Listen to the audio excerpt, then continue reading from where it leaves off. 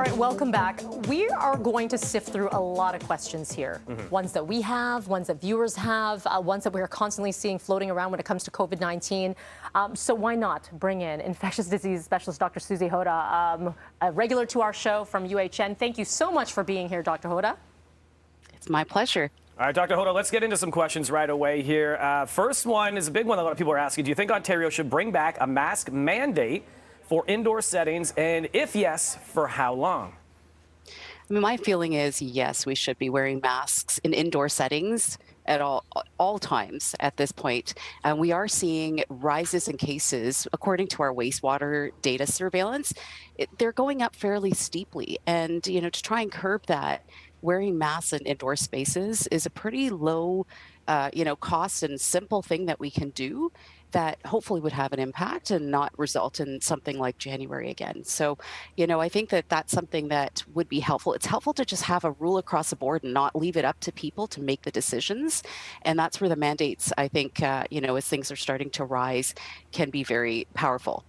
Dr. Hota, with that, before I get to the next question, we were just talking about the Jays game. Supposed to be, full capacity here. Does something like that, a setting like that, make you nervous?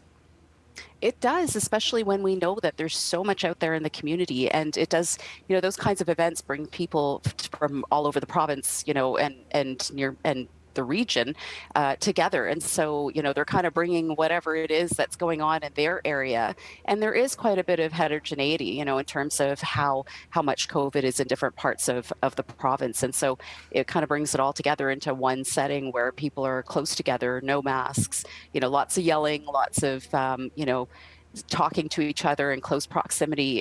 It is riskier. And, I think it's tough to know, like, when we're going to get to a point where we feel comfortable with not having to wear masks in those settings. But it feels like right now, with cases going up the way they are and really, really infectious variants like BA2 around, it's just a riskier situation. Okay, with that, Dr. Hota, this question we get a lot of, and a tweet coming to us from Christine. How often are we seeing reinfection with Omicron in Ontario? So having Omicron specifically twice, such as BA1 and BA2, how many weeks or months in between? The reinfection conversation, that keeps on popping up. What do you think here? So we don't have Ontario-specific data that would give us that kind of granular information. But what I can say is in Denmark and in the UK, they've looked at this kind of thing. They do a lot of sequencing. So, they can get that information and know exactly what kind of variant one person has, in the first infection, what comes up in the second infection. And what it looked like was, yes, you can get a reinfection. If you've had the BA1, you can get BA2. However, it seems very rare, and especially in the large study in Denmark, where it was, 1.6 million people involved, and there was, double-digit cases. It was quite low. So I think that the good news is there is some protection from having had BA1 if you did have BA1. The best situation is if you're, triply vaccinated, that helps quite a bit. And then, of course, if you've had an infection prior to that, then I think your chances of having, BA2 is very, very low. Dr. Hota, I've talked to a few people that I kind of spend time with here and there, and none of us has gotten it. And the mentality is almost like, I kind of just want to get it over with. Is that something that you're seeing or hearing a lot of? Because they're like, it feels inevitable at some point. I do hear a ton of that, and I completely understand that sentiment. And, the reality is probably most of us will get it at some point. But should we go out there and try to get it? I think that if you can avoid getting it, that would be the best case scenario. There are issues like long COVID or post-COVID syndromes that people struggle with for years after this, and we don't even know how long that can last because this is all in evolution still. So, there are longer-term health impacts of getting COVID, and, I think that that's something that we don't talk enough about in terms of what our goals are in reducing COVID numbers.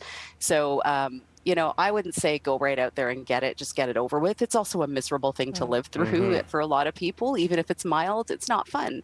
So why do it? So, good not the message. approach I take. No, we definitely want to get that out there. Dr. Hota, we've got about 30 seconds left, but I want to get this question in there because this was a repeat question. when will, this is a tweet from Alexandra, when will there be a COVID vaccine available for the 0 to 5 old babies, so I guess under 5? No protection from this nasty virus, not vaccinated at all. Seems like no one cares about this age group. And considering the masking, you know, a lot of us have little kids, knowing that they are in very close proximity to one another, unmasked, no vaccines available. Do we have a timeline on what this might look like in Canada? I don't. I wish I knew when we would find out about this. And, you know, I really feel for people who have kids in this age group because you're right. The protection relies upon others around them doing all the right things. And with restrictions going away and mask mandates gone, it really feels like we're just kind of leaving it wide open.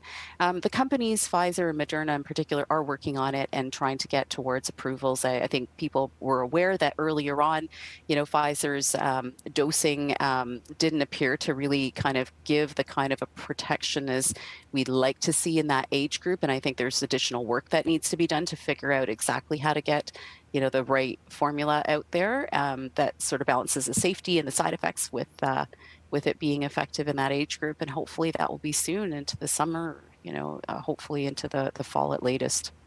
Okay, great. Dr. Hota, thank you so much for sticking around. You're going to rejoin on the other side of this break because we have a lot more to break down and so much more show to come. Thank you so much. Now let's turn our attention to COVID-19. Ontario rolling out 4th doses to older adults. There is a lot of discussion on what else can be done to mitigate this massive spread of COVID-19 cases that health experts say is happening within our communities right now. So joining us once again, UHN infectious diseases specialist, Dr. Susy Hota. Thank you, Dr. Hota, for sticking on.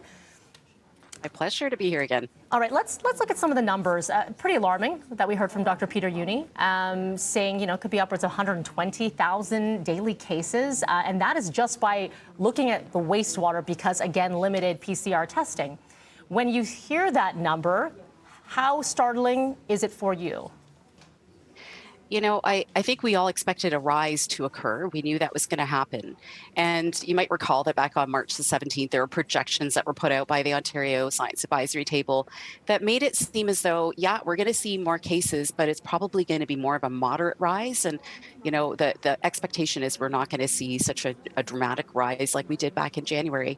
Well, unfortunately, with what we're seeing with the wastewater surveillance data, but also what's happening with hospitalizations across the province already, we are surpassing that, you know, and we're going up at a trajectory that's much steeper than I would like to see.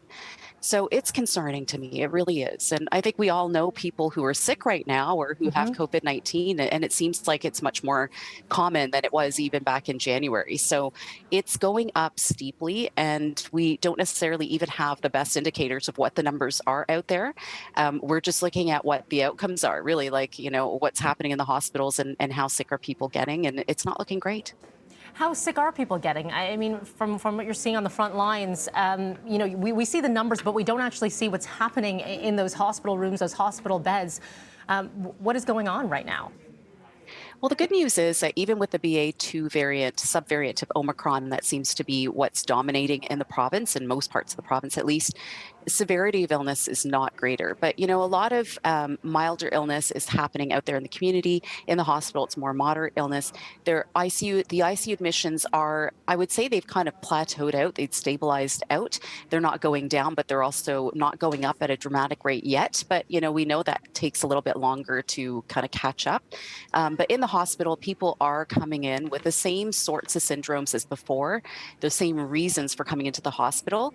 And, you know, the admissions, even if they are, you know, a little bit of a smoother course, even if they may be shorter than what we saw earlier in the pandemic, it doesn't matter. You know, these are people who are getting sick. It's also affecting the healthcare system quite a bit. And we don't have the reserve we had earlier on and the ability to lean on, you know, different sort of surge capacity strategies to try and get through this kind of a rise right now. So it's very worrisome. Dr. Hota, earlier on, we were having the conversation about, you know, we know a lot of people, even, you know, just in our conversations that have COVID-19 right now. And then the question is, okay, let's just say all of these people are vaccinated, even boosted to that triple dose, and have had it. How long are you protected for? I've heard a number of different figures being put out there, you know, 2 months, 3 months. What does that protection look like? I think part of the problem is like, the waning of immunity or protection against symptomatic infection. It's a gradual thing. So it depends on where you want to put that cutoff and where you feel comfortable that people are adequately protected by their infection. And we don't entirely know. And it may be a little bit different with each variant. So we do need some time with these different variants as they come out to truly get that information. But the convention we use is, 90 days after an infection, presumably you're well protected from getting that same variant or something similar to it. So that's a pretty good bet. It could be a lot longer than that, especially if you have been, like you said, boosted and then you got infected. The duration might change. And more importantly, your protection against severe illness is what we're really, really interested in. And that's why we're having all these talks about third doses and fourth doses, because they really do increase that chance and that probability you'll be protected against needing the hospital. And you did mention the fourth dose, so coming up in about 45 minutes' time is when that portal will be opening up for a lot of people. If you're checking out the provincial website for those 60 and above, and if you haven't had your third dose, there's obviously a push for that as well. Dr. Susy Hota, appreciate you taking the time ×2 with us today. A lot of great information here. Thank you.